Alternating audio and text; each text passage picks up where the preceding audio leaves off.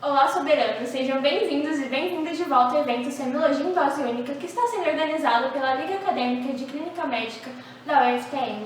Teremos agora mais um ciclo de 3 palestras sobre os temas que envolvem a semiologia, e são eles: Exame Físico Geral, que será ministrado pela doutora Tassiana Neves, Exame Físico Demonstrado na Prática, que será apresentado pelo Dr. Fernando Freitas, e, por fim, uma palestra sobre dor, o quinto sinal vital, ministrado pela doutora Gabriela Kruger. E não se esqueça que, ao fim dessas palestras, teremos o nosso sorteio, que acontecerá em outro link de transmissão, que vamos disponibilizar aqui na descrição do vídeo e também nos comentários, então fiquem atentos. E só para lembrar, o formulário de presença, que será disponibilizado assim que as palestras terminarem, ficará aberto até amanhã às 18 horas. Então não se esqueçam de preencher, porque o certificado só será gerado diante do preenchimento do formulário. Então, bom evento a todos e até mais!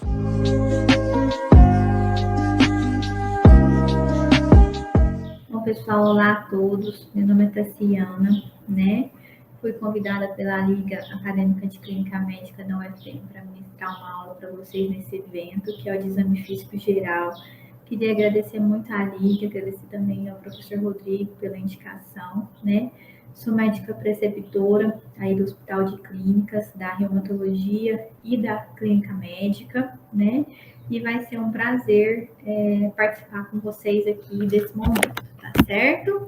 Vamos lá, então, nós vamos falar hoje sobre exame físico geral, ok?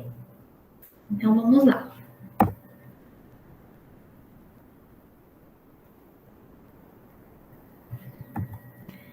Então, em relação ao exame físico geral, né? É muito importante. Primeiro, o mais importante. Então, o método clínico centrado na pessoa. O que significa isso, né? Eu preciso entender o meu paciente como um ser completo, um indivíduo como um todo, né? E o paciente não é só a doença, ele é um todo, né? Aquela enfermidade, ela vai atingir esse indivíduo em seus vários aspectos psíquicos, emocionais, além dos aspectos físicos. Eu preciso ter sensibilidade para entender todo esse contexto para eu poder fazer uma adequada avaliação no meu paciente. Eu preciso dominar habilidades de comunicação, comunicação empática, comunicação não violenta, comunicação verbal e não verbal adequadas, para que eu possa conseguir entender e me fazer entendido pelo meu paciente. Eu preciso desenvolver vínculo e empatia para ter uma adequada relação médico-paciente e médico-paciente familiar. Eu preciso ter postura e atitude profissionais, né? Eu preciso me portar adequadamente, eu preciso estar adequadamente trajado, eu preciso me apresentar para esse paciente. Eu tenho que dispor de materiais e equipamentos adequados, em bom estado de funcionamento, e os quais eu domine, né, a utilização e o funcionamento.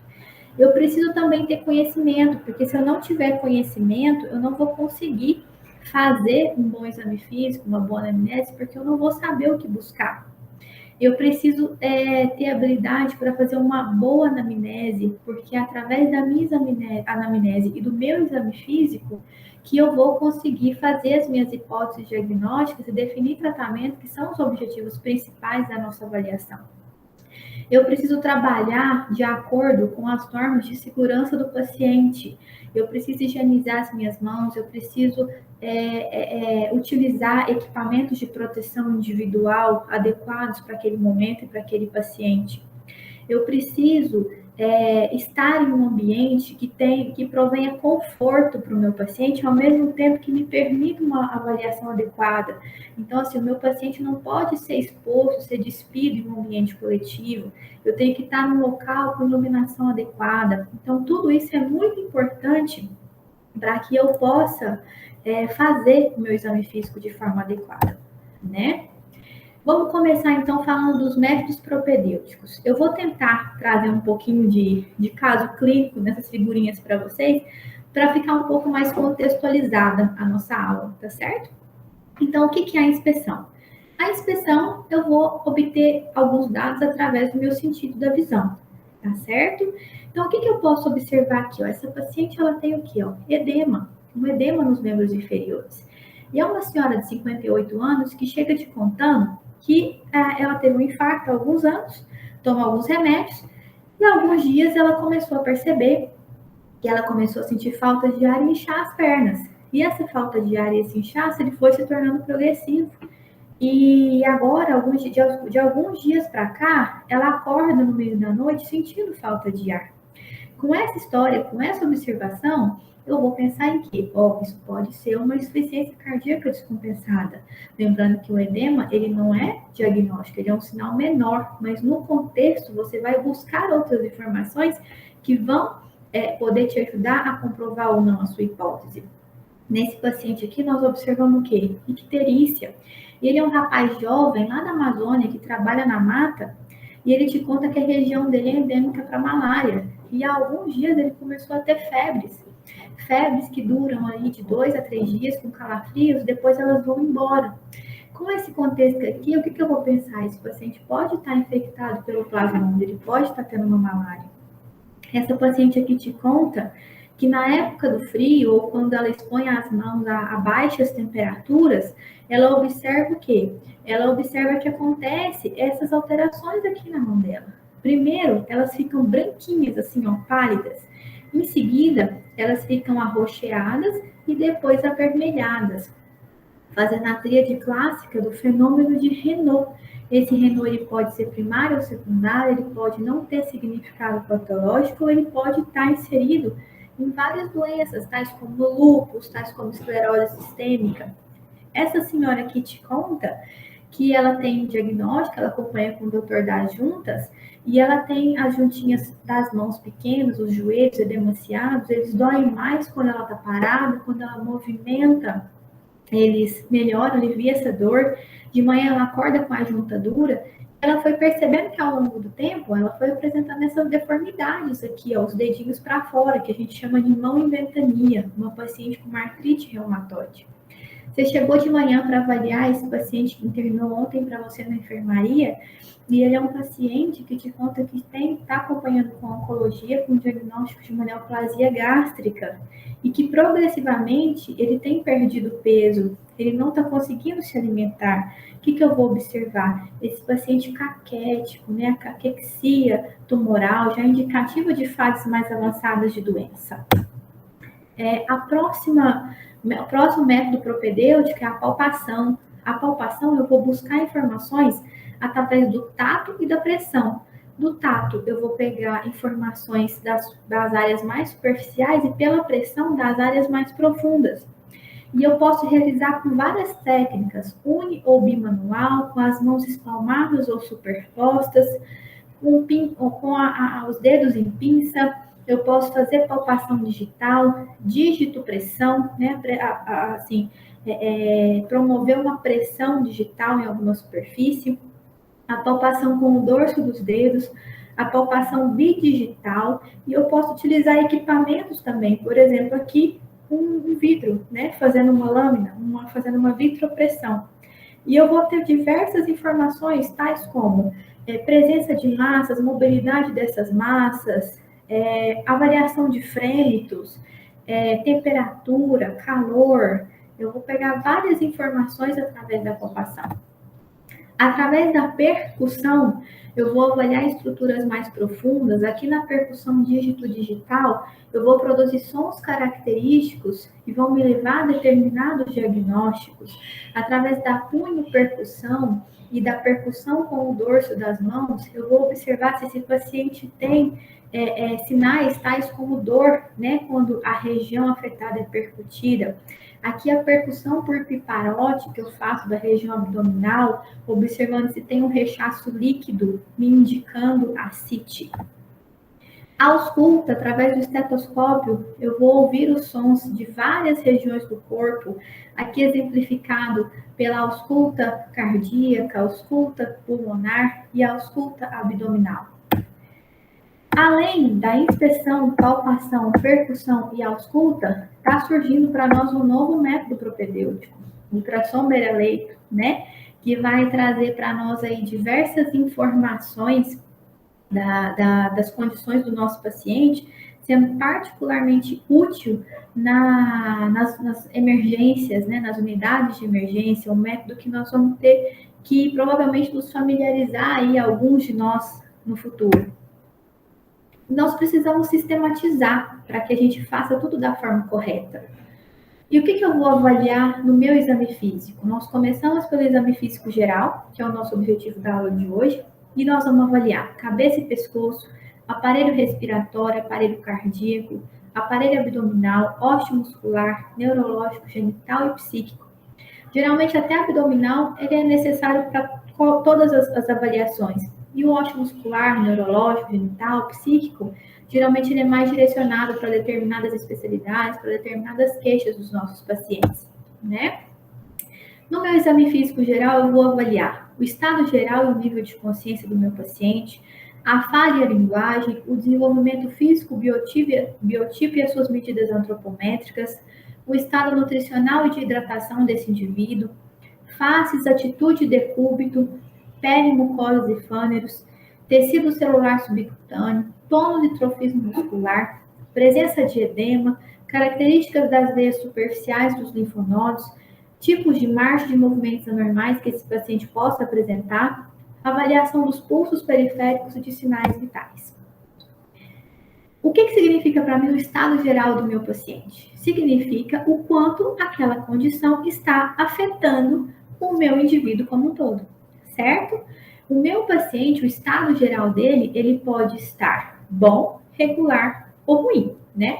Bag, reg ou mag, mau estado geral. Essa paciente aqui te procurou lá no postinho porque ela quer um atestado para fazer natação. Então, ela está em ótimo estado geral. Essa paciente aqui internou na enfermaria ontem com quadro de uma pneumonia bilateral. Então, a paciente que está num estado regular, já tem um comprometimento maior daquela doença no organismo. E esse paciente está na ala COVID em estado crítico, ó, fazendo VNI, né, com pouca resposta. Então, o paciente em mau estado geral, né? Quanto pior o estado geral, maior a gravidade e a demanda de cuidados do meu paciente. Após a avaliação do estado geral, eu vou avaliar o nível de consciência do meu paciente.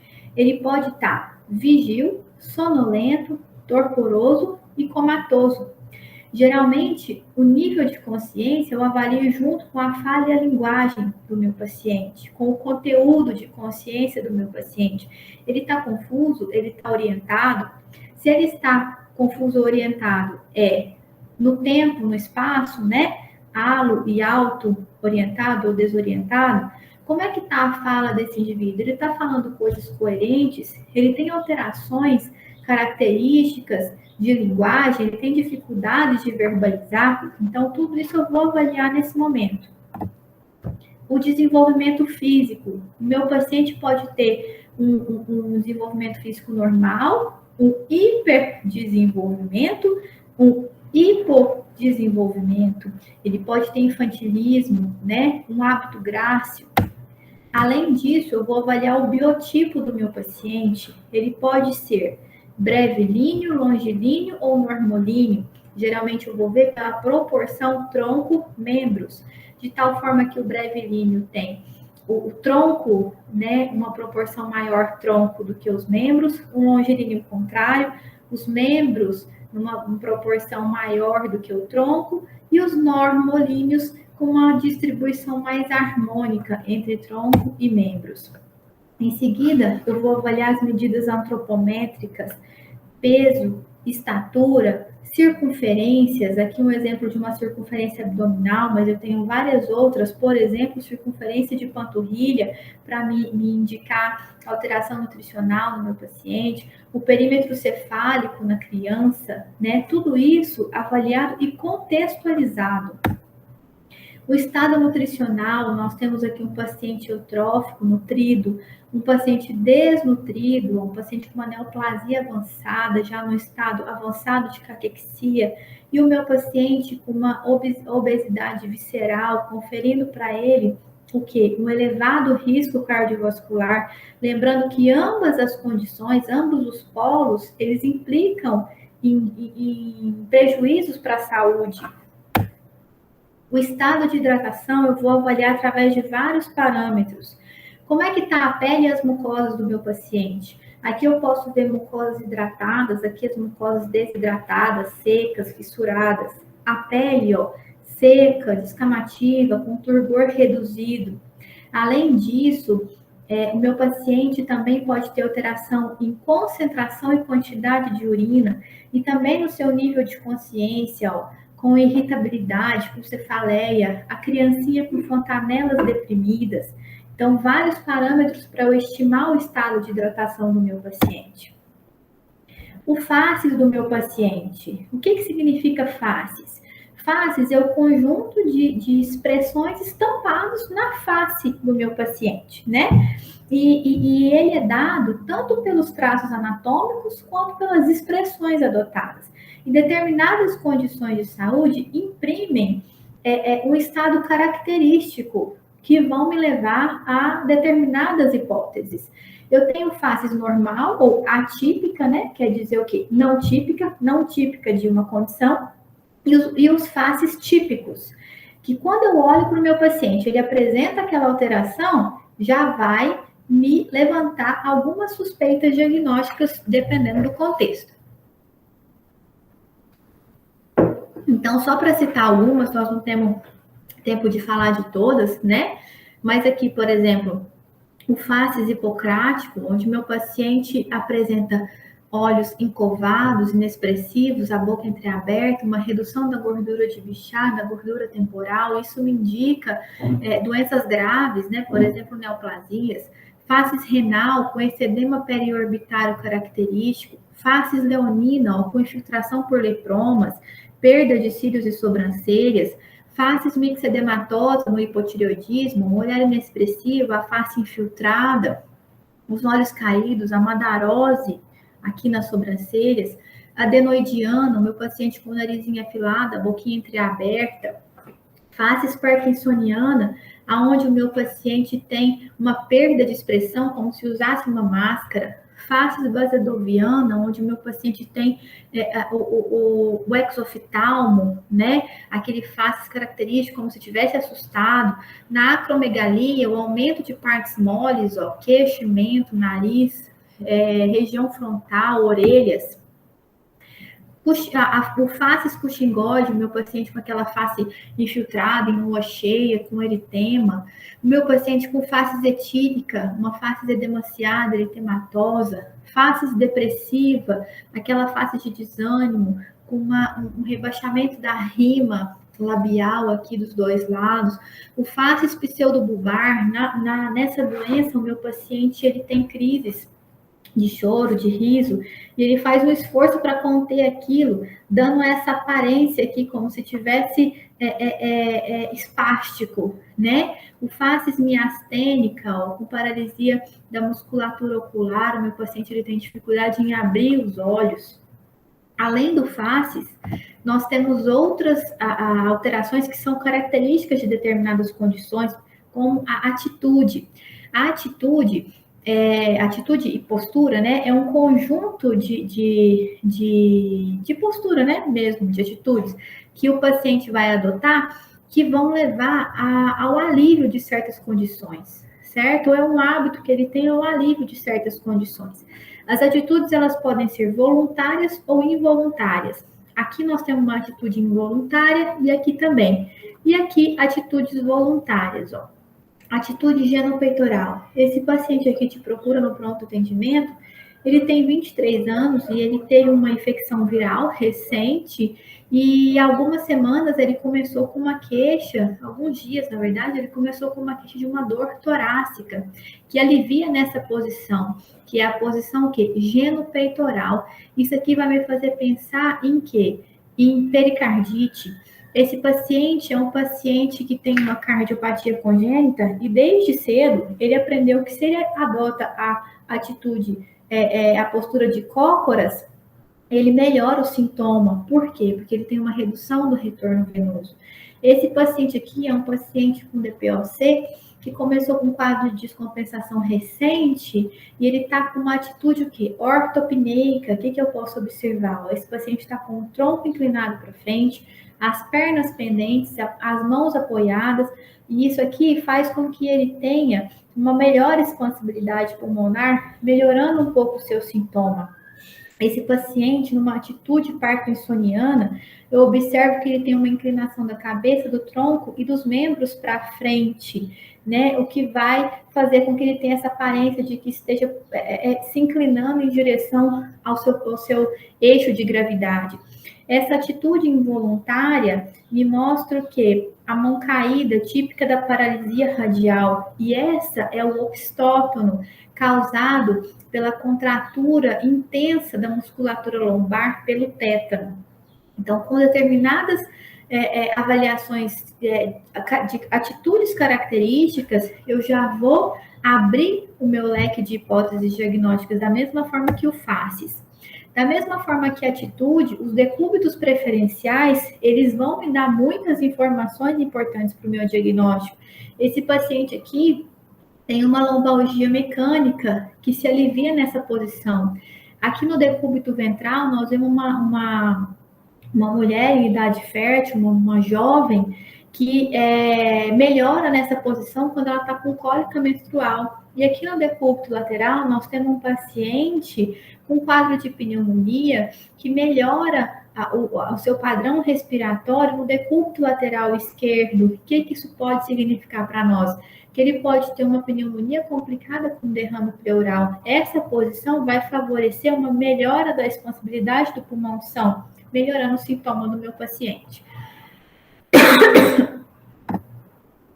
Avaliando pele e mucosas, eu vou observar coloração, soluções de continuidade, alterações de umidade, textura, espessura, mobilidade, turgor, elasticidade e a presença de lesões elementares.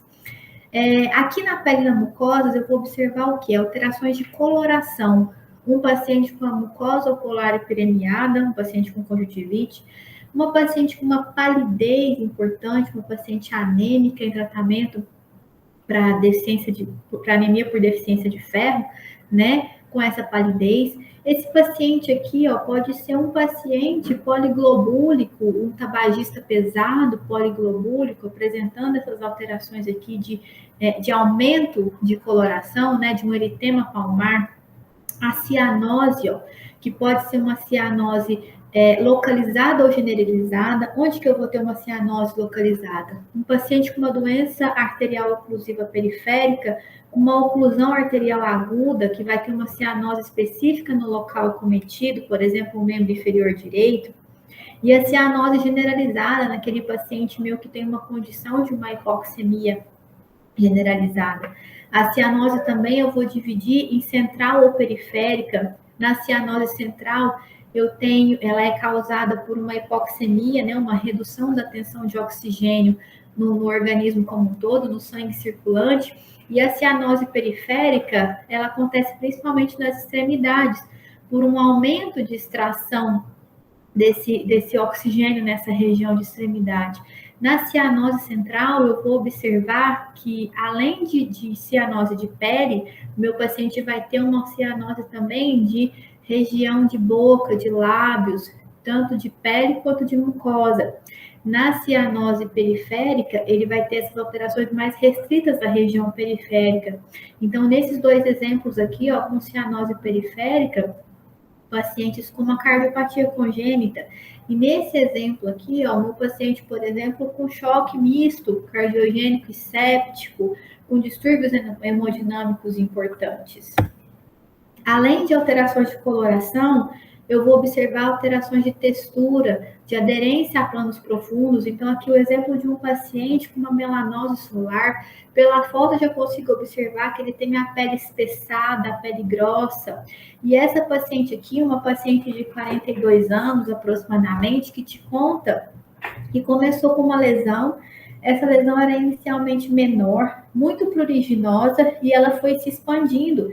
E nessa região central, ela observa, e você observa também na sua palpação, que essa pele ela não pinça, ela é dura, ela não é móvel, ela é aderida a planos profundos. Uma possível esclerose sistêmica ou localizada, né? Dependendo se essa paciente tivesse alteração só nessa região e mais nenhuma outra alteração. Ainda na pele e mucosas, algumas lesões elementares que vão nos levar a determinados diagnósticos. Esse paciente aqui, um homem de 38 anos, apresenta essas placas descamativas em regiões extensoras, vão me fazer pensar em psoríase. Essa paciente aqui te conta que começou a apresentar essas placas de hipopigmentação simétricas. E ela também tem anemia perniciosa e hipotireoidismo, podendo ser um vitiligo no contexto de uma doença autoimune. Essa paciente aqui, uma mulher jovem também, de 32 anos, te conta que teve uma trombose venosa profunda há alguns meses atrás e que há algumas semanas começou a apresentar essas lesões aftoides na região da boca, na região da mucosa genital. Vai te levar a pensar, investigar uma doença de BC. Essa senhora te conta que apresentou uma solução de continuidade na pele e alguns dias depois começou a apresentar aumento de temperatura, dor, eritema local que foi ascendendo e começou alguns dias a ter febre, uma provável erisipela que vai precisar de um tratamento antimicrobiano. Avaliando em seguida os fâneros, quais são eles? Os pelos, os cabelos e as unhas, nós vamos ver diversas informações dos mesmos. Zona de implantação, distribuição, quantidade e coloração dos cabelos em relação às unhas. Forma e superfície, implantação, espessura e consistência, coloração e brilho. Trazendo alguns exemplos para vocês de alterações aqui dos pelos. Esse paciente aqui desnutrido chega no seu consultório e você observa, além da desnutrição, que ele tem essas alterações aqui, ó, umas foliculites, hiperqueratose e esse pelo que nós chamamos em saca-rolhas, ó, um pelo quebradiço, enrolado, encaracolado. Isso vai me fazer pensar em escorbuto por deficiência de vitamina C. Essa paciente aqui, uma paciente com hirsutismo, né, que essa distribuição de pelos aqui na mulher em áreas andrógenas, te conta que também tem obesidade, também tem distúrbios menstruais, além das acnes, o que vai te fazer pensar em síndrome de ovários micropolicísticos. Essa criança aqui, com implantação baixa dos cabelos e pescoço alado, vai me fazer pensar em síndrome de Turner. Essa paciente aqui, a gente pode observar o quê? Uma alopécia generalizada, ela te conta que o cabelo começou a cair alguns dias depois que ela teve Covid, né? Então, mais algumas alterações que você vai observar diretamente pelo exame físico. Essa criança apresentando essas regiões aqui de esperificação do couro cabeludo vão me fazer pensar em tínia. Em relação às unhas, também alguns padrões característicos. Esse paciente aqui apresenta essas alterações puntiformes que eu chamo de unha em dedal. Além disso, ó, hiperceratose e descolamento ungueal, te fazendo até pensar em micose, mas com essa alteração aqui, ó, muito característica de uma psoríase ungueal. Essa paciente é aquela mesma daquela foto lá do Facies basedoviano, que você observa que ela tem exoftalmo, ela te conta que está mais ansiosa, que está mais agitada, que está tendo aumento de temperatura, e você observa, ó, sinal de Plummer, o descolamento da unha do seu leito, muito característico de hipertireoidismo. Essa unha aqui, ó, em colher, vai me fazer pensar em deficiência de ferro. E esse baqueteamento digital vai me fazer pensar em condições de pneumopatia crônica, de hepatopatia crônica ou outras condições com hipoxemia crônica. Esse paciente é um paciente com bronquiectasia. Seguindo na nossa avaliação de exame físico, nós vamos observar edema. O que eu vou ver do edema? Localização. Ele pode ser localizado ou generalizado. Generalizado nós chamamos de anasarca. A intensidade desse edema, que eu vou medir pela profundidade da fóvea, quando eu comprimo essa região edemaciada. A consistência desse edema. Ele é um edema mole ou ele é um edema duro? Duro, mais característico de acometimento linfático. Outras características, como alterações de sensibilidade, de temperatura, de coloração e de textura da pele. Aqui é um paciente que tem uma doença familiar renal crônica em anasarca. Essa paciente aqui é aquela mesma do nosso primeiro slide lá do edema, que já te contava, né, que tinha uma falta de ar, que te fez pensar em insuficiência cardíaca, ó, apresentando aqui um edema mole, depressível. E essa mulher jovem apresentando um edema duro de um dos membros inferiores, provavelmente uma agenesia de vaso linfático desse membro. Seguindo no nosso exame físico, avaliação de veias superficiais. Essa senhora aqui, ó, com uma doença venosa crônica, né, com veias varicosas, de conta que faz um edema vespertino, que tem dor, que tem sensação de peso nas pernas. Esse paciente aqui apresentando essas veias que a gente geralmente não vê em condições normais na região periumbilical. O que significa isso? Uma circulação colateral tipo porta. Provavelmente esse paciente vai ter alguma hipertensão portal ao nível do fígado, ou por cirrose, ou por uma esquistossomose. Esse paciente te conta, é um senhor tabagista pesado, e ele te fala que começou a ter falta de ar e perda de peso progressivas, em seguida começou a apresentar essas alterações aqui características de circulação colateral também, aqui a gente chama tipo cava superior. Provavelmente eu vou ter que buscar uma neoplasia intratorácica. Seguindo na avaliação dos linfonodos, eu vou avaliar todos os linfonodos que eu consigo palpar em região cefálica, cervical, axilar, inguinal e alguns outros que não são normalmente palpáveis, mas que em condições patológicas podem se tornar, por exemplo, supraclaviculares e os epitrocleares. Nos linfonodos, eu vou avaliar tamanho, consistência, mobilidade e aderência. Lembrando que algumas características, como aumento de tamanho acima de 2 centímetros, consistência endurecida pétrea, aderência a planos profundos, vão me fazer pensar em condições patológicas. Outras condições, como, por exemplo, flutuações, fistulizações, vão me fazer pensar em condições patológicas, mas mais para o quadro, para o lado infeccioso, né? As características que eu citei anteriormente, mais para as neoplasias. E aqueles que às vezes não são de localizações normalmente vistas, né? Como os epitrocleares, eu vou precisar pensar em determinadas condições também. Aqui um exemplo, né? Um linfonodo supraclavicular. Eu não estou palpando, mas só de ver eu já sei que ele é duro, que ele é aderido, que ele é aumentado de volume. Aqui eu vou pensar em condições neoplásicas, por exemplo, um linfoma, ele também pode estar associado à neoplasia gástrica, né? Nesse caso eu vou chamar de linfonodo de Virchow. Aqui um paciente brasileiro, né, que é um país endêmico ainda para tuberculose, apresentando linfonodos grandes, coalescentes, flutuantes. Eu preciso investigar diversas condições, mas eu não posso deixar de pensar em tuberculose ganglionar, que é o tipo mais comum de tuberculose extratorácica. Em seguida, eu vou avaliar a marcha, né? Essa marcha pode ser de diversos tipos característicos, como faces, como atitude. Por exemplo, a marcha ceifante, o paciente chega te contando que teve um acidente motociclístico com um corte na perna e desenvolveu um pé caído, né? Provavelmente uma lesão de fibular. O paciente com marcha cerebelar, tabética. O paciente com marcha parkinsoniana é aquele paciente que vai andar com passos curtos, inclinado para frente. O paciente com marcha vestibular, que ele vai oscilando, né? Ele não anda em linha reta, ele vai se inclinando para a direita ou para a esquerda. A marcha hemiplégica e também a marcha claudicante, por exemplo, daquele paciente que tem uma doença arterial oclusiva periférica, ele anda, ele precisa parar um pouco para em seguida ele melhorar a dor da insuficiência arterial, em seguida ele volta a caminhar. Outra característica, aquele paciente que tem uma ciatalgia, ele vai pender para um dos lados.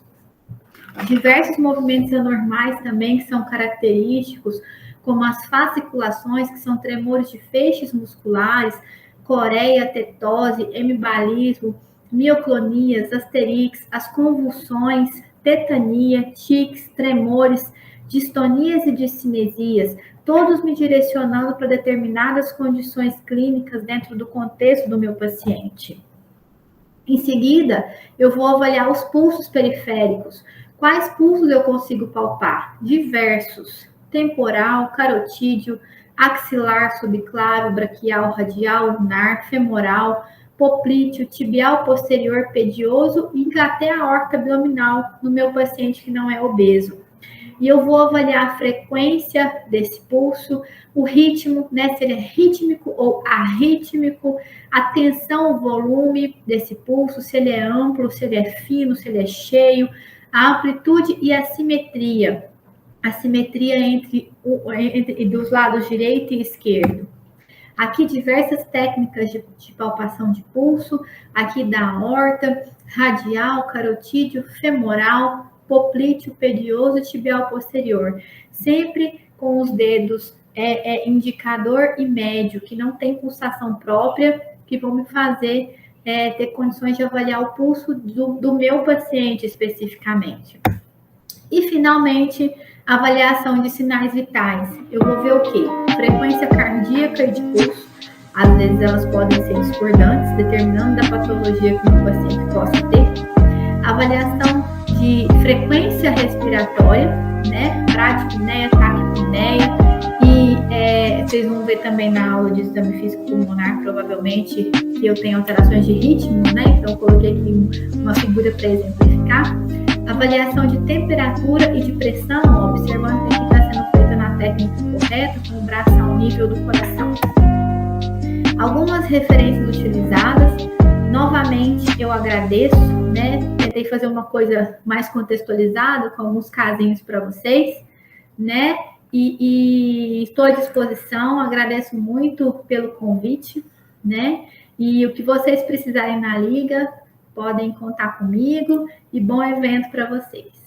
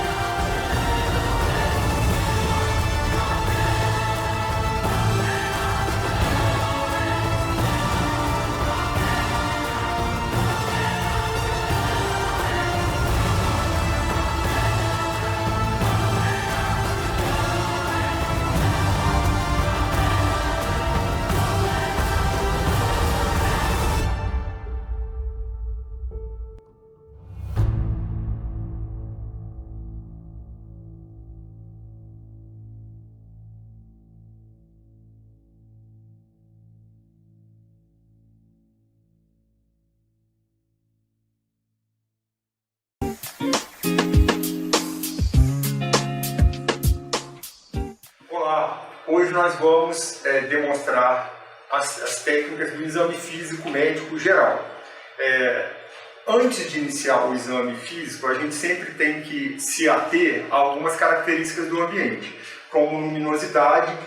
A iluminação do ambiente é fundamental para a gente poder observar algumas alterações no exame físico. Além da luminosidade, a gente tem que também preocupar com a privacidade do paciente. Se é um ambiente que está adequado para o paciente se expor, porque ele vai ter que despir algumas partes do corpo e a gente tem que se preocupar com isso e minimizar essa situação. O exame físico pode ser feito tanto numa unidade de pronto atendimento, numa UPA, né, ou numa sala de emergência no hospital, nas enfermarias, ou num ambiente de ambulatório, de ambulatório de especialidades, como aqui, e cada um vai ter sua característica. E isso vai ser determinante para a gente fazer, minimizar o constrangimento ao paciente. Vendo essas características, o próximo passo é a gente sempre se atentar a lavar a mão antes e após o exame, que isso também é uma prática adequada do exame. Então, sempre lavar a mão antes do exame físico. Então, a gente nunca deve negligenciar esse detalhe, lavar a mão adequadamente.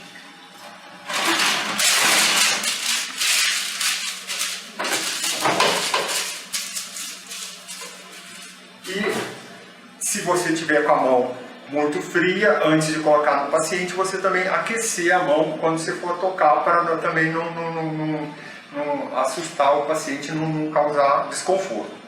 Bom, passando dessa parte, a gente já começa com o exame propriamente dito. Sempre deve ser feito a pesagem e a aferição da altura para o paciente, porque com o peso e a altura a gente pode calcular o índice de massa corporal, que vai ser muito importante para a nossa avaliação como um todo, além da circunferência abdominal, que também vai trazer um dado importante. Esses dados são dados antropométricos e eles vão ajudar na nossa avaliação geral do paciente. Com esses dados, a gente já passa para o primeiro contato com o paciente. O exame físico, ele começa desde o momento em que o paciente entra em contato com você a primeira vez. Ele entrou na sala, você já está avaliando o paciente, a forma, a marcha dele, como que ele fala, se ele tem alguns movimentos involuntários, alguma característica biotipo do paciente, coloração, pigmentações, lesões, você já está observando. Então isso tudo já faz parte do exame, desde que você comece a ter o contato com ele. Depois que você já fez os dados antropométricos, a gente realmente começa o exame físico. A gente explica para o paciente que a gente vai examiná-lo, que é importante o exame físico, pede autorização para ele e o encaminha para a mesa de exame. Ele, inicialmente, essa é a técnica de exame físico que eu adoto. Cada um pode fazer do jeito que se adequa melhor, mas o que eu acho que é mais reprodutível e é muito mais lógico, é esse que eu vou repassar. O paciente inicia sentado, a gente coloca para medir a temperatura axilar na axila esquerda e começa examinando ele sentado, avaliando pele, fâneros de mão os pulsos radiais.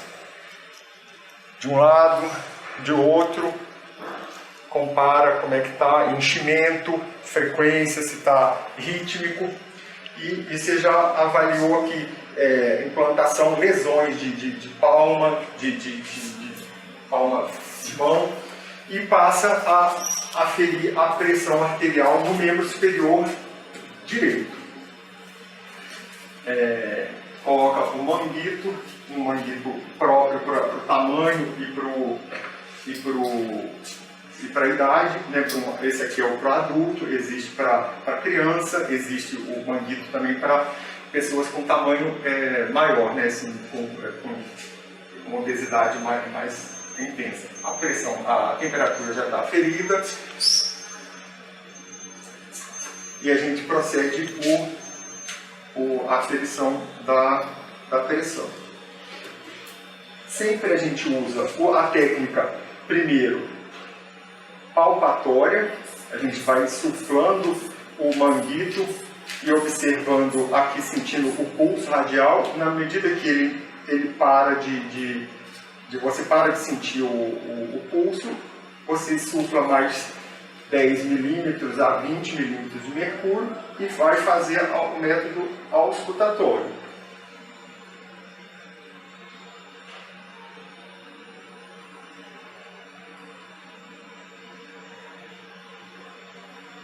Pronto. Realizado essa aferição no membro superior direito, a gente faz o mesmo procedimento no membro superior esquerdo.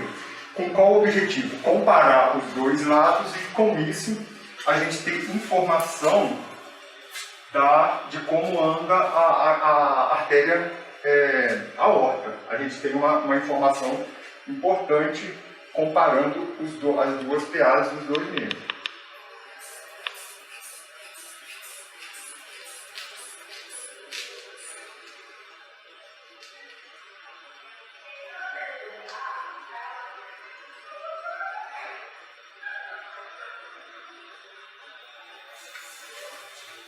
Ótimo, perfeito, está bom, tá ok.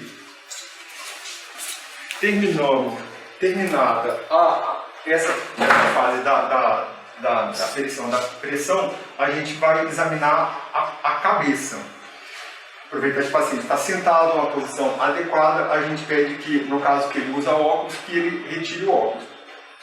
E aí a gente vai primeiro examinar o olho, os olhos, observando coloração, como estão as mucosas, se a mucosa está corada, a mucosa ela pode estar corada, normocorada, hipocorada ou descorada, que a gente chama. Ou ela pode ter também alterações de pigmentação, como icterícia. Isso tudo vai ser descrito no exame. A gente olha também aqui nos olhos a pupila, a formação pupilar, o movimento ocular, da musculatura ocular extrínseca. A gente pode pedir para o paciente para ele acompanhar o movimento do olho, do dedo com os olhos, para a direita, para a esquerda, para baixo, para cima, na diagonal. E com isso você fez uma avaliação da motricidade, já começou a avaliar com um exame neurológico, examinando alguns pares cranianos. Agora eu vou precisar que você tire a máscara, por favor. Bom, aí terminado o exame dos olhos, a gente passa para examinar a cavidade oral, na boca. A gente usa um auxílio de uma lanterna e um abaixador de língua. Abre a boca, por favor. A gente observa mucosa, a coloração de mucosa, presença ou ausência de lesões em toda a mucosa oral, característica do dente, palato. E aí a gente vai, com o abaixador de língua, olhar orofaringe, tonsilas, tonsila palatina, úvula. E se o paciente não tiver dando para ver adequadamente, a gente pode pedir que o paciente pronuncie aquela palavra, né? No caso dele, ele tem uma lampate muito bom, dá para ver tudo, sem precisar nem de usar o abaixador de língua praticamente. Terminou o exame da boca, a gente examina o pescoço em busca de presença ou ausência, né? de linfonodos no triângulo posterior do pescoço, triângulo anterior, palpando mesmo em busca de linfonodos supraclaviculares. Nada. E a palpação da tireoide, que a gente sempre busca aqui a cartilagem cricoide, e a tireoide vai estar logo abaixo. Se você palpar alguma protuberância, alguma nodulação, alguma formação cística, a gente pode pedir para o paciente que ele engula a saliva, você sente ela subindo e descendo aqui a cartilagem e normalmente a tireoide está junto. A tireoide dele não é palpável, a gente sente só a cartilagem e ele não tem a tireoide palpável. Se tiver esse movimento de sobe e desce da deglutição, você consegue também definir um pouco mais. Terminando então o pescoço, a gente pede o paciente que ele se deite. E aí, como o paciente deitado, a gente vai começar o exame do pré-córdio. O pré-córdio a gente começa avaliando, fazendo a inspeção. A inspeção é a gente observar mesmo se tem alguma lesão, alguma alteração de coloração, algum abaulamento. E em alguns pacientes a gente consegue observar também o ictus cordis, que é o batimento cardíaco, né, o ponto máximo do batimento cardíaco, que você também pode colocar a sua palma da sua mão e sentir o ponto onde ele está batendo mais intenso. E a partir da palpação, a gente vai para a ausculta cardíaca. A ausculta cardíaca a gente faz com estetoscópio e ela deve ser feita em todos os focos cardíacos. O foco aórtico, o foco pulmonar, o bordo external esquerdo, o foco mitral e o tricúspide. E a gente faz essa ausculta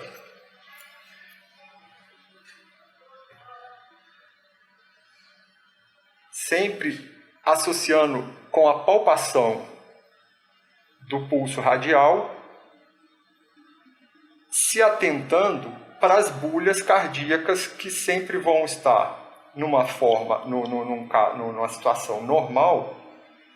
A bulha vai ter a primeira bulha imediatamente antes do pulso e a segunda bulha imediatamente após o pulso. Então você tem B1, pulso, B2. Tum, tá, tum, tá, tum, tá. Isso tem que estar dessa forma. E você faz isso em todos os focos.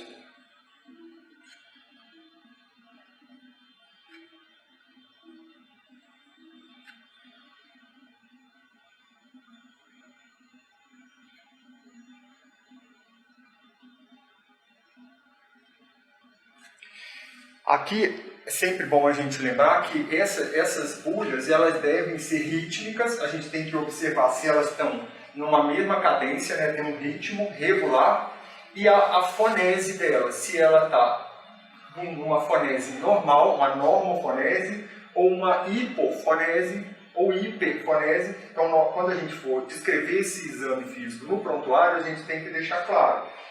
São bulhas normofonéticas, ritmo cardíaco regular em 2 tempos. Então sempre a gente vai observar nesse complexo da primeira bulha, né, B1 e B2, se ele está único, se ele está duplo, se ele tem tum-tá, ou tum-tra, tum, ou assim, para você avaliar se tem algum desdobramento, se tem presença de outras bulhas. Então o ritmo cardíaco vai ser muito importante. Se ele for normal, em 2 tempos. Se ele tiver algum desse desdobramento, ele já vai ter outros tempos. Então, a ausculta cardíaca, basicamente, a gente tem que ver ritmo, frequência e a característica das bulhas. Se elas são a fonese e se tem algum ruído entre uma bulha e outra, que são os sopros. Entre o B1 e B2, né, na fase de sístole, um sopro sistólico, ou entre B2 e B1 na fase diastólica. E para isso o pulso vai ser importante para você saber se você está entre B1 e B2 ou de B2 a B1. E você pode complementar nesse momento também com um oxímetro de pulso, que ele vai dar para a gente a frequência cardíaca. Você pode contar também pela pela palpação do pulso radial, pegando um relógio, contando 15 segundos ou 30 segundos e multiplicando por 2 ou por 4 e vendo aqui no oximetria, que tem a frequência cardíaca e a oximetria também do oxigênio pulmonar, e você pode até acompanhar na ausculta cardíaca pela essa frequência também que você consegue, assim como da palpação do pulso. Então ele está com a frequência boa, com uma saturação normal. Ao término do aparelho cardíaco, a gente passa para o exame do abdômen. No exame do abdômen, a gente vai precisar de pedir para o paciente que ele desabotoe a calça e baixe um pouco para a gente ter o abdômen completamente livre para o exame. Aí você só desabotoa e a gente baixa um pouco, sem expor o paciente, caso seja, dependendo do tipo de roupa que o paciente esteja e você acha que está uma situação um pouco mais constrangedora, você deve ter um lençol de pano ou de papel que você cobre uma parte do corpo, dá um conforto para o paciente. Isso é sempre adequado, mesmo que não tenha uma roupa específica, que vários serviços têm roupa específica para o exame físico, uma camisola. Nós não temos essa característica, não temos esse privilégio. Então nós temos que usar dos nossos meios, uma delas de dar o conforto ao paciente é usar o lençol. Se cobre uma parte que está constrangindo, ou mesmo o lençol de papel, dá uma tranquilidade para o paciente. Então, primeira coisa, expor aqui o abdômen e a gente faz a inspeção do abdômen. Também inspeção, olhar, ver se tem alguma retração, se tem algum abaulamento, se tem alguma pigmentação diferente, alguma cicatriz. E aí a gente já olhou o abdômen, não tem nada, a gente passa para a ausculta do abdômen. A ausculta deve ser feita antes da palpação, porque os movimentos peristálticos são estimulados com a palpação. Então a gente ausculta primeiro para ver qual está o normal dos ruídos hidroaéreos deles. Ausculta todos os quadrantes, quadrante superior direito, quadrante superior esquerdo, quadrante médio. A gente tem que ouvir aqui os ruídos hidroaéreos. Quadrante inferior, esquerdo. Quadrante inferior direito. Fez a palpação, fez a ausculta, a gente passa para a palpação. Primeiro a palpação superficial, buscando ver a tensão da musculatura, se é uma musculatura que está muito rígida, se está mais flácida. Algumas patologias podem cursar com características, né, de tensão, de defesa. Então essa palpação superficial é mais para a gente ter essa característica.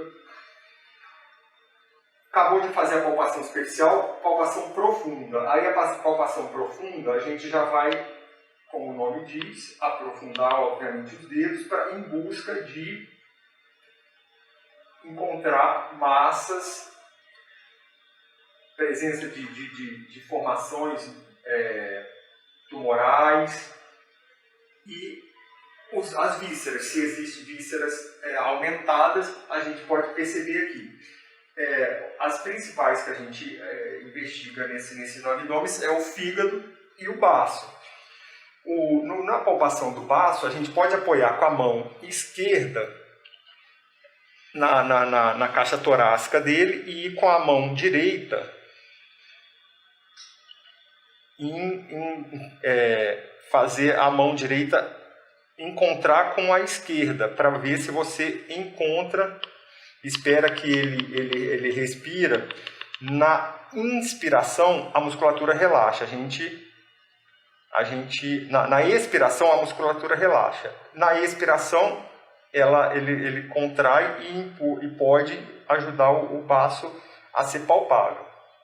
A gente palparia ele aqui. Ele não está palpável, está tudo bem. No fígado, a mesma coisa. A gente pede para o paciente para inspirar.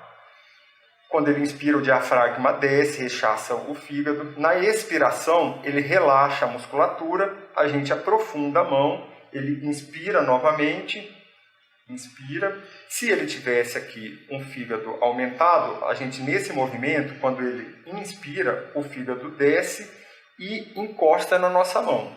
Então, inspira, expira, na expiração a gente aprofunda, ele inspira novamente. Quando tem um fígado palpável, a gente sente ele descendo e tocar na nossa mão. Quando a gente sente esse toque do fígado na nossa mão, quando ele é palpável, a gente observa a borda do fígado, se ela é mais arredondada, se ela é mais lisa, se ela tem alguma formação de nodulações, de irregularidades, se o fígado é doloroso. Algumas doenças têm uma hepatomegalia dolorosa, outras não. E com isso a gente tem umas informações importantes no exame físico. Outra coisa no exame físico é a percussão no exame físico do abdômen. Percussão, a gente usa a mão esquerda em cima da parte que você quer avaliar e com a mão direita, com o dedo médio, você percute em cima do dedo médio da mão que está no tórax. E você faz duas batidas para também não confundir muito o som. Você bate 2 vezes e escuta.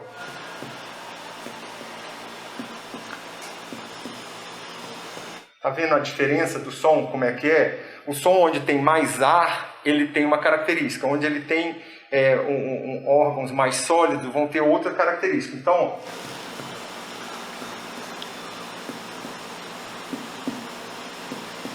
você consegue fazer uma hepatimetria a partir disso, porque você pega aqui uma parte do pulmão ainda, ó.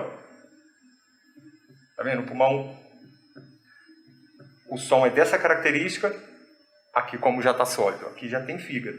Então você começa, você marca e vai onde ainda tem o som do fígado, aqui já tem outro som porque já tem ar do intestino. Então você mede, você marca com a caneta de um ponto e outro e mede com a fita métrica para você fazer a hepatimetria. Ok?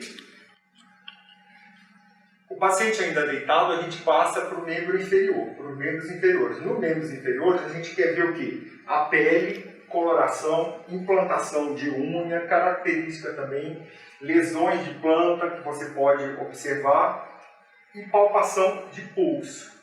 Pulso tibial anterior, pulsos tibiais posteriores e presença de edema, que a gente pode observar se o paciente tem edema, a característica do edema, se é um edema duro, se é um edema mole que faz cacifo, isso tudo a gente consegue ver aqui no membro inferior.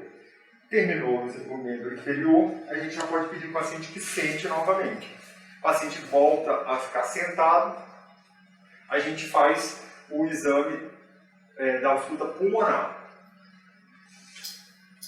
Paciente sentado, respirando normalmente, a gente vai fazer a ausculta da caixa torácica anterior, do lado direito, do lado esquerdo, e posterior, do lado direito e do lado esquerdo, comparando os murmúrios vesiculares que a gente vai ver as características se estão normais, se estão presentes, se estão diminuídos, se estão aumentados, se estão abolidos, tudo, cada uma característica vai dar um indício para a gente de normalidade ou de anormalidade. E presença ou não desses ruídos adventícios, murmúrios vesiculares normais e alguns ruídos adventícios que a gente pode ver. Sibilos, roncos, crepitações, estertorações, isso tudo vai dar indício para mim. Então a gente pede que o paciente respire com a boca aberta, puxando e soltando pela boca sem forçar muito. Você respira com a boca aberta, puxando o ar e soltando pela boca, sem fazer barulho para não atrapalhar a escuta. Então vamos lá, pode expirar, inspirar.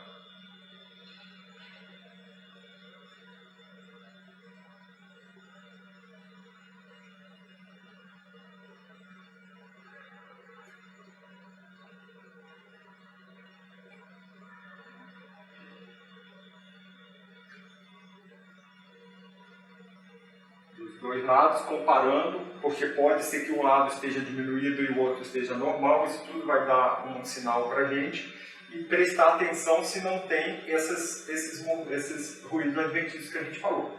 roncos, sibilos, estertores. Então, inspira puxando o ar pela boca e solta pela boca também. Mais uma vez. De novo. A gente compara com o outro lado.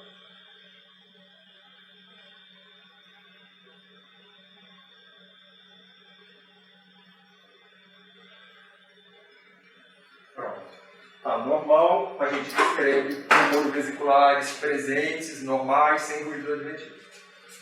Aí a gente passa pro exame, para complementar aquele exame neurológico que a gente tinha começado a ver no motricidade ocular, a gente viu o movimento de língua, está vendo aqui no movimento da face, ele fecha o olho, isso tudo a gente está avaliando os pares cranianos. Se ele não tem desvio de rima labial, se ele não tem pitose, já foi feito esse exame. Agora a gente vê força, você pode apertar a minha mão com essa mão, e com essa a gente compara a força dos dois membros, se estão equivalentes, dos membros inferiores, empurra minha mão para frente, puxa minha mão para trás, com esse também, e esse também. Então com isso a gente viu força, e a gente pode testar também alguns reflexos. Deixa o braço dele relaxado, pega aqui o tendão do bíceps e a gente apoia o dedo da gente indicador em cima do tendão e normal dele, totalmente normal. Ele pode ter ele tem uma reflexia normal, ele pode estar exacerbado ou ele pode estar abolido, não ter reflexo algum. Se ele tiver alguma dessas normalidades, é algum sinal. O dele está com reflexo normal. E no patelar, que a gente também pode fazer, aqui em cima da calça, dá para fazer tranquilo. A gente pega aqui o tendão da patela e pede para o paciente que relaxe bem a perna. É uma leve hiperreflexia. É sempre bom ficar do lado direito. Adequado. Eu até, para frisar, o exame físico todo do paciente deitado na cama, o médico sempre deve estar do lado direito do paciente. Sempre. A não ser que para alguma manobra ele precisa de ficar do lado esquerdo, isso é permitido. Do contrário, sempre do lado direito. Reflexo, ok. Então terminamos o exame físico dele, um exame geral de abordagem. Se você detecta alguma alteração, você vai partir para um exame mais específico. Por exemplo, ele tem queixa ocular, vai precisar de fazer um fundo de olho, precisa de dilatação de pupila, que a gente não fez. Se ele tem queixa ortológica, a gente pode fazer uma otoscopia e outros exames mais detalhados. Mas esse é um exame físico geral de abordagem que é recomendado para ser feito em todos os pacientes em qualquer situação. Como eu estava explicando, ele demorou um pouco mais, mas isso aqui é possível de você fazer com 5, 6 minutos, você fazer um exame total desse, e com isso você facilitar e encontrar muito indício que vai te ajudar na formação do seu diagnóstico, juntamente com a entrevista clínica, que você pode ir complementando durante o exame físico, você pode ir complementando a entrevista e direcionando o exame também para o que for mais adequado dentro do contexto. Okay.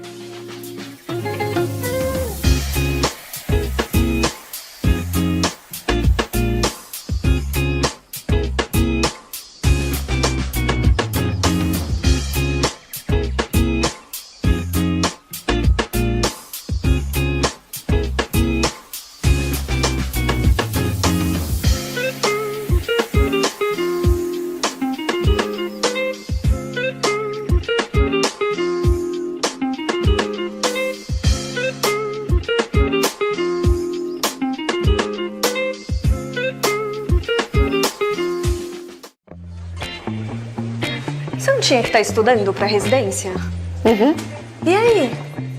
Medcel, você não conhece? Olha só, tudo acontece aqui nessa plataforma online. E é legal por quê? Porque é tudo que a gente vê na prática aqui no internato. Eles explicam com muito mais profundidade nas videoaulas. Não é incrível? Interessante. Deixa eu te mostrar. Também dá para estudar através de podcasts e capítulos de texto. E depois, dá pra você praticar ainda mais com os quizzes e simulados. Uau! E o que é isso? Esse é o coach de aprovação.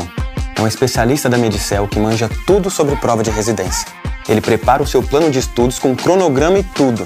E te cobra quando precisa. É legal porque te ajuda a ter mais disciplina. Que demais! E onde eu me inscrevo? Na hora de estudar para residência, menos é mais. Menos estresse, mais chances de passar. Aumente suas chances. Faça Medicel. O melhor jeito de estudar é o seu.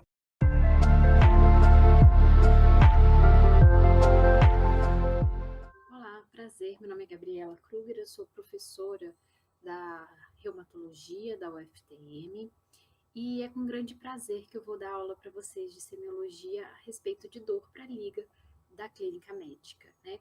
Espero que vocês gostem da nossa aula, vou compartilhar minha tela com vocês. E o tópico é um tópico extremamente interessante, que é o tópico de dor.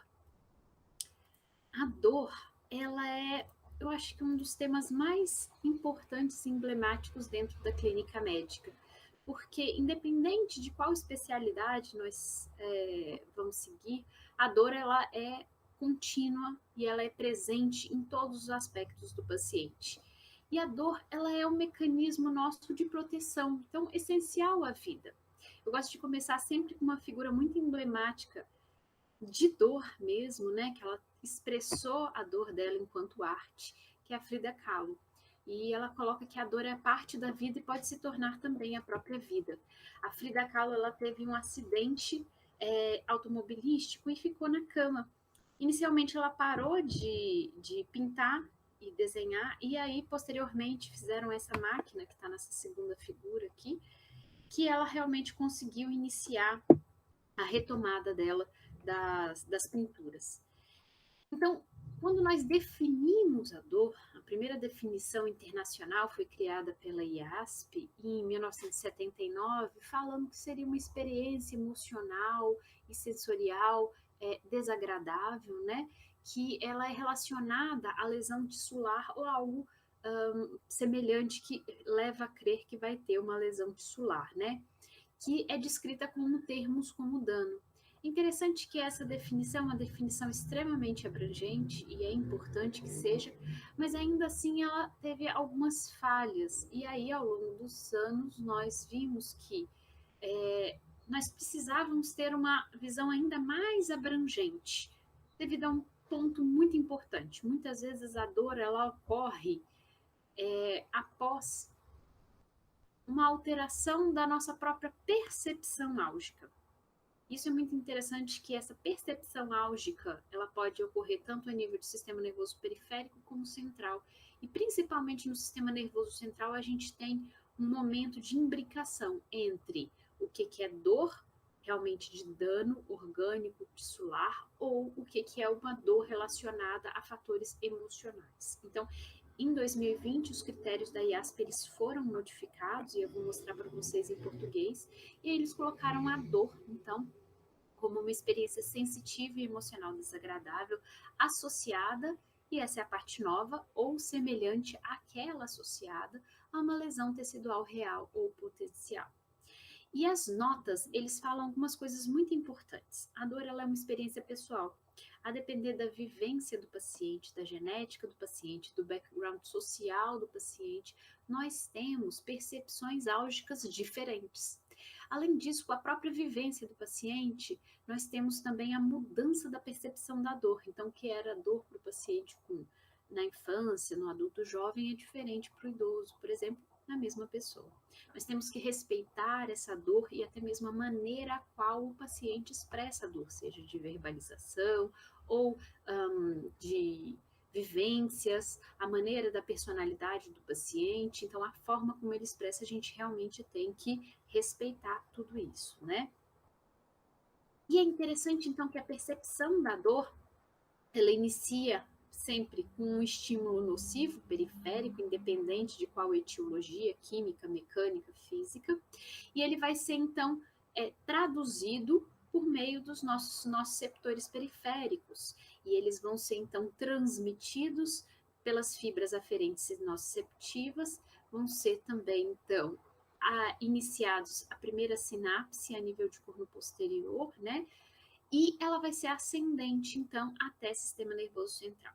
Essa parte azul, ela já demonstra uma das partes muito importantes, que é a modulação da dor descendente, de sistema nervoso central para sistema nervoso ainda periférico. É interessante, então, aqui a gente tem o contrário, né? O azul é a ascendência, é a aferência da dor, e em vermelho nós temos a modulação da dor. Essa é a mesma visão que nós temos do anterior, só que esse daqui é um pouco mais explicado, demonstrando então as alterações dos nossos receptores, pelos receptores, os estímulos que nós podemos ter, sejam inflamatórios, químicos, mecânicos ou afins, e eles vão ter então a aferência da dor do paciente de periferia para central. E aqui nós temos então a via inibitória descendente. É interessante que eles colocam aqui todas, nos quadrinhos com vermelho, todas as partes álgicas, todas as partes de terapêutica que nós podemos então tratar o paciente.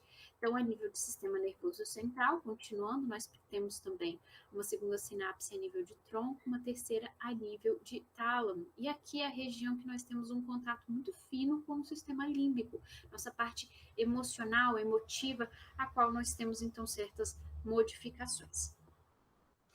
E a partir daí, nós temos então a percepção álgica, nocicepção, e nós modificamos essa percepção de dor por meio de inúmeros fatores, sejam eles socioculturais, biológicos e físicos próprios ao paciente e até mesmo psicológicos individuais. Tudo isso faz com que a dor ela seja modulada para menos ou para mais, então o mesmo estímulo poderia causar em um momento da vida do paciente menos dor e em outro momento que ele esteja mais triste, depressivo, ansioso, ou que o paciente já tem um momento de perda de trabalho, dificuldade nos estudos, isso faz com que o mesmo estímulo seja ampliada a percepção da dor, justamente por esse embrincamento, essa união que nós temos da percepção álgica no tálamo, né? E isso tudo pode levar a um sofrimento e a uma cronificação da dor, que vão ter efeitos muito deletérios sociais, né? Como problemas biomecânicos, alterações cognitivas, depressão, ansiedade, né? E a alteração também social do paciente. Nós podemos classificar a dor em diversas formas, né? Uma delas é a questão da temporalidade. Então, a dor aguda, habitualmente, ela é descrita como uma dor com menos de 3 meses, ela é imediata, intensa, localizada, e pode ser autolimitada a depender, se for, por exemplo, um tropeção, né, ou uma artrite gotosa em atividade, são realmente autolimitadas e tem essa função protetora nossa. Essa dor, ela pode, caso não tratado, dependendo do motivo que se inicia, ela pode, então, se transformar numa subaguda, né, que ela vai, então, decorrendo de 1 até 3 meses, ou às vezes um pouco mais, e aí a gente vai ter uma alteração nos mecanismos de plasticidade da dor, a maneira a qual nós temos a percepção da dor, e habitualmente nós temos aí uma redução da efetividade dos mecanismos descendentes, né, inibitórios de dor, e aí o paciente apresenta uma sensação álgica mais ampliada e também cronificada. E essas dores são as mais difíceis da gente realmente tratar. Elas são mal definidas, difusas, tem duração superior a 3 a 6 meses, né? Tem uma intensidade variável e passa a ser em si a própria doença, tanto que nós temos a entidade dor crônica que nós tratamos, tem ambulatórios que só tratam disso, né? Outra classificação com relação à região iniciada da dor, né? Se seria algo somático ou visceral. A parte somática, ela tem todas essas características de ter uma dor que corre por meio dos nervos sensoriais ou mistos, então habitualmente ela segue um padrão dos nossos dermátomos, como nós vemos aqui, bem desse lado.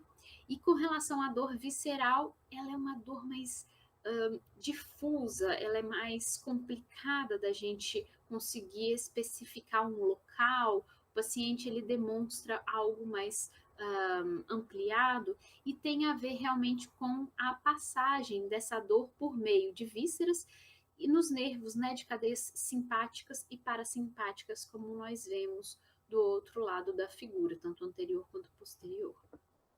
Outra característica seria, então, da fisiopatologia da dor, qual é a etiologia, o que aconteceu. Então, a dor ela pode ser causada por estímulo nociceptivo, então eu tenho uma lesão orgânica, uma lesão tecidual, geralmente de vísceras, articulações, ossos, né? Então, por exemplo, uma dor da osteoartrite, uma dor visceral, tendinite, bursite, gota.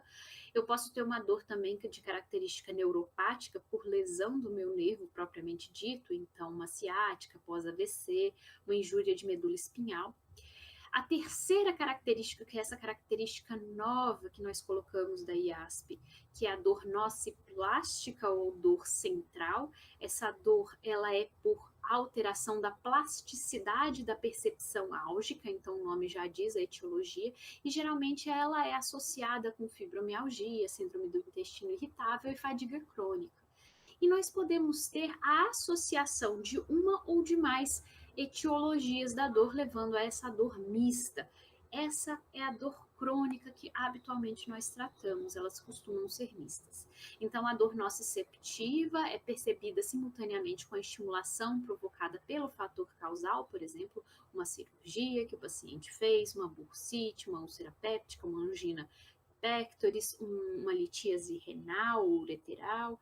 E aí, a partir do momento que eu tenho a remoção da causa, eu dou alívio para o paciente. Ela tem ausência de déficits sensoriais e geralmente a distribuição da dor ela corresponde às fibras nociceptivas estimuladas, como nós vimos anteriormente, a depender se elas são somáticas ou viscerais, né? A dor ela pode ser contínua, persistente, ela pode ser intermitente, ela vem e vai, ou ela pode ser evocada com alguma manobra ou alguma atividade que o paciente faça. E as características que o paciente habitualmente descreve são dor do tipo latejante, pontada, aguda, né? Com relação ainda à fisiopatologia, nós temos a característica da dor neuropática, geralmente é causada por um dano no nosso sistema sensitivo, né? Seja ele central ou periférico, as causas são inúmeras que nós podemos ter, e as características que o paciente relata, uma queimação, hipoestesia, uma alodinia. Então, realmente ele vai falar, a dor é tipo um choque, uma queimação, dormência, formigamento, um dolorimento. Então, essas são as palavras com as quais ele qualifica a dor dele, né? Com relação à dor nociplástica, antigamente nós colocávamos ela como uma síndrome dolorosa funcional, então o paciente per se não tem nenhuma lesão orgânica, no entanto, devido à amplificação dessa dor de nível central, então a gente vê aqui na ressonância funcional como é a diferença, o paciente ele tem uma dor amplificada e aí ele começa a ter então realmente uma hipersensibilização central. Com relação aos aspectos semiológicos, a parte mais importante que nós temos, né? A primeira momento de avaliar, de questionar o paciente é qual é o local que o senhor sente dor. Geralmente o paciente pode ter 1, 2, 3 ou vários dores simultaneamente. Cada dor precisa ser avaliada separadamente. Então é importante ranquear com o paciente, eleger qual que é a dor mais intensa ou qual que é a dor mais antiga. O paciente mesmo elege. E a partir dessa dor, a gente vai fazer todas as avaliações semiológicas que eu vou relatar aqui de cada dor. Então, por exemplo, esse é um diagrama de dor que nós colocamos o corpo e às vezes o próprio paciente ele pode marcar ou demonstrar ou mesmo levar a mão e mostrar a região que está realmente dolorosa, né? Lembrar que, por exemplo, a dor somática superficial, ela tem que ser a mais localizada. Então, o paciente aponta com o dedo a região, por exemplo, de uma costocondrite, né? Então, eu tenho dor aqui. Se eu apertar, dói.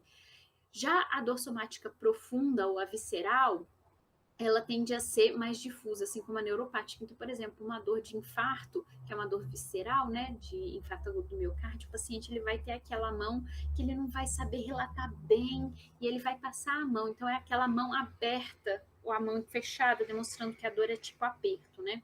Então, é extremamente importante olhar para o paciente, ver o que ele está falando para a gente realmente, prestar atenção. Segundo ponto é a irradiação. Ela ocorre quando segue o trajeto de uma raiz nervosa ou de um nervo. E aí, classicamente, nós falamos a respeito de cérvico-braquialgias ou de lombalgias, como ciatalgia, por exemplo. Então, eu tenho o comprometimento de uma raiz neuronal e eu vou seguir aquele trajeto do nervo da parte neuropática. Por exemplo, se eu tenho uma compressão de C3, C4, eu vou ter alteração bem nessa região de trapézio, início de ombro. Então, é importante saber a região dos dermátomos para entender isso. Existe uma diferença entre dor referida e dor irradiada. A dor irradiada, ela segue o trajeto do nervo, como a gente vê aqui nas regiões de uma hérnia, por exemplo, que ela vai estar tendo a compressão, e aí o paciente ele vai ter essas dores em célula, né, a depender da região que está sendo comprimida, L1, L2, L3, L4, L5. E já a dor referida, ela é muito associada com essa dor visceral, e aí o paciente, por exemplo, aqui na região de estômago, ele tem uma dor tanto na região anterior quanto na região interescapular posterior. O paciente que tem uma dor de pancreatite, aquela dor em faixa característica, né? A dor de parte renal, a gente lembra que ela sai de região lombar e ela desce até a região anterior, pegando região geniturinária. Então, é importante a gente entender as características e o paciente geralmente vai com a mãozinha colocando. Então, a depender do que ele te fala na anamnese, você já consegue entender se é uma dor referida ou irradiada. Isso ajuda também no nosso exame físico. Com relação à qualidade ou caráter da dor, essa é uma das características mais interessantes, porque isso depende muito da parte social do paciente, às vezes até mesmo cognitiva. Às vezes o paciente ele não tem uma palavra que descreva a dor. Quanto maior o vocabulário do paciente, maior número de palavras ele tem até para falar. E lembrar que no momento de uma dor muito intensa, às vezes ele não tem a capacidade de relatar qual que é a dor. Então é sempre importante, esse daqui é um questionário de McGill, ele é adaptado para a língua portuguesa, colocando diversas características que nós temos, né? Uma dor fina, cortante, formigamento, enjoada, sufocante. Então, é interessante a gente tentar associar essas dores. O aspecto ainda de semiológico, nós temos a parte da intensidade da dor, e a intensidade ela pode ser inferida. Dor é algo extremamente objetivo, como eu falei, depende de muitos fatores, mas às vezes a gente consegue transformar esse subjetivo em objetivo, né? E as escalas, elas tentam fazer isso. As escalas, elas podem ser verbais, então o paciente está sem dor, dor leve, moderada, forte, muito forte, ou a pior dor possível. Mas depende muito do que o paciente já passou. Por exemplo, um paciente que já teve um acidente automobilístico, um trauma muito intenso, ele já teve uma pior dor possível muito importante. O paciente que já teve, por exemplo, uma queimadura, né, por algum motivo, seja um óleo quente, uma água quente, ele tem uma dor que é realmente muito intensa. Diferente de uma pessoa que nunca teve nada disso e é a primeira enxaqueca da vida dela. Ela vai colocar como a pior dor possível, porque é a pior dor que ela já teve, né? Então, depende muito dessa característica. E nós podemos também graduar de 0 a 10 ou de 0 a 100, né? E podemos também fazer a avaliação das carinhas. Essa daqui é uma das que eu mais gosto, esse EVA, porque tanto a cor quanto as carinhas, elas ajudam muito ao paciente, independente se ele é alfabetizado, não alfabetizado, se tem uma escolaridade maior ou menor, ele consegue demonstrar para a gente como é que está a dor dele a partir daquele background dele. Então, por exemplo, o 10 geralmente é associado com a pior dor que o paciente já teve. Então, se o paciente já teve queimadura, se ele já teve um cálculo renal que já foi migrado para ureter, então ele tem um nível de dor muito maior. O 10 dele é um 10 muito alto e aí ele consegue organizar. E o EVA também consegue falar para a gente se a nossa terapêutica está sendo eficaz. Então, é muito simples de fazer e importante.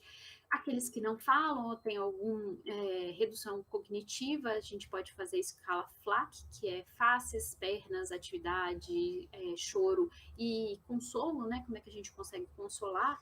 E ele pode ser feito tanto com pacientes, daqui é o FLAC em português, tanto com o paciente dormindo, quanto o paciente acordado, e a gente consegue, a depender de como é que estão as expressões faciais, as movimentações, as atividades, a gente consegue pontuar e avaliar numa escala numérica, né?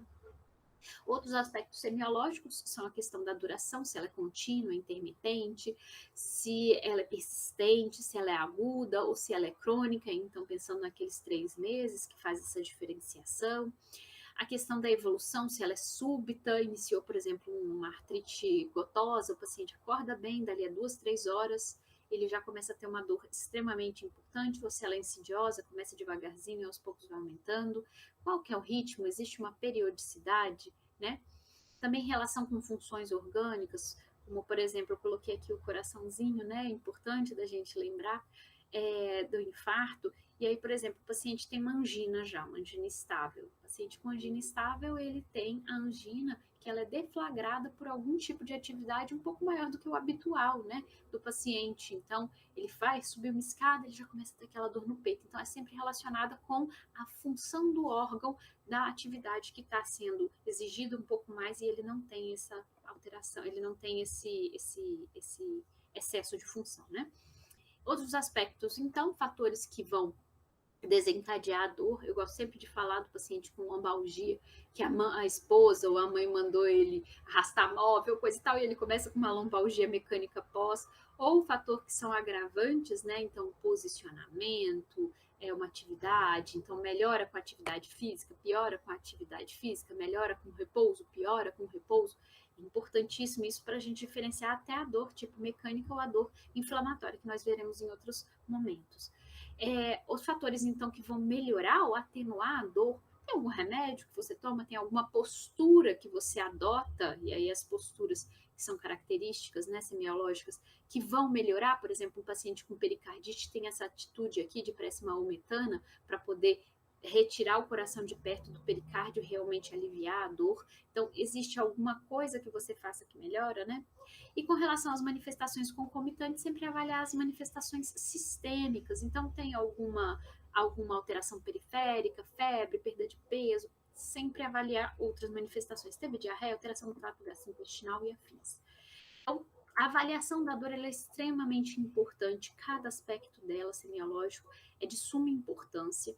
E aqui eu finalizo, então, com uma pintura de como a Frida Kahlo ela se via. Então, aqui a coluna, né, grega, com fissuras, rachaduras, uso do colete que ela precisou utilizar, principalmente no final da vida dela, e as agulhinhas demonstrando a dor dela e as lágrimas com a dor. Então, a despeito dessas belas pinturas que ela fez, ela era uma paciente com muita dor e convivendo com ela.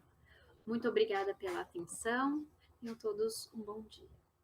Agora, porque o Sanaflix veio para mudar o jeito como você estuda medicina e mudar para melhor. Primeiro, você pode confiar na gente. Nós somos o maior projeto de educação médica do Brasil. E não é só porque temos estudantes em todos os estados brasileiros e em 10 países no mundo. Nem porque tem estudantes de medicina em mais de 300 faculdades do Brasil usando o Sanaflix. É porque temos uma equipe de mais de 150 pessoas trabalhando para melhorar a qualidade do seu estudo e a maneira como ele chega até você. Nós nascemos da vontade de revolucionar a maneira como você tem acesso à educação médica. A gente acredita que o valor que você dá para a oportunidade de estudar com a gente é o investimento no profissional médico que você vai conseguir ser. Por isso, é importante que você possa acessar a gente de onde estiver. Por exemplo, se você precisa usar o Sanaflix além do desktop, desenvolvemos o nosso aplicativo.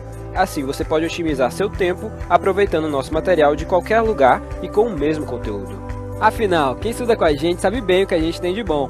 São mais de 700 resumos para você fixar o que aprendeu, 300 fluxogramas para te ajudar a conectar os assuntos, 700 mapas mentais para estudar de forma ativa e, claro, mais de 1.600 videoaulas para assistir quantas vezes quiser. 4,5 de 5 é a nota geral das aulas por nossos estudantes. Elas são dinâmicas e objetivas e estão sempre melhores. Temos uma preocupação especial em aperfeiçoar a metodologia e a didática da nossa equipe de professores padrão USP. Eu acredito no Sanaflix e eu invisto meu tempo na preparação das aulas porque eu lembro de mim. Quando eu estava no 4º ano, eu tinha a disciplina da reumatologia que era muito difícil, eu quase bombei. Eu fico pensando, se eu tivesse a Aline para me explicar artrite reumatoide, com certeza aquela prova teria sido bem mais fácil. Quando eu comecei a entrar na área do ensino, eu ficava maravilhado, velho, eu consigo impactar positivamente na vida de diversas pessoas de uma vez só. O número de pessoas que eu estou impactando, velho, que eu estou ensinando e capacitando eles para que eles vão e na extremidade lá possam ajudar as pessoas e melhorar, sabe? E fazer um atendimento adequado, fazer um atendimento bem feito. Isso é sensacional, velho. Isso é muito reconfortante. Estudar medicina não pode ser caro, tem que ser fácil. Aproveite nossos planos e assine agora. A partir de R$19,50 por mês você pode ter acesso a todo o conteúdo sem restrições. E se você ficou ainda na dúvida e quer fazer um teste, fique à vontade, experimente o Sanaflix por 7 dias agora.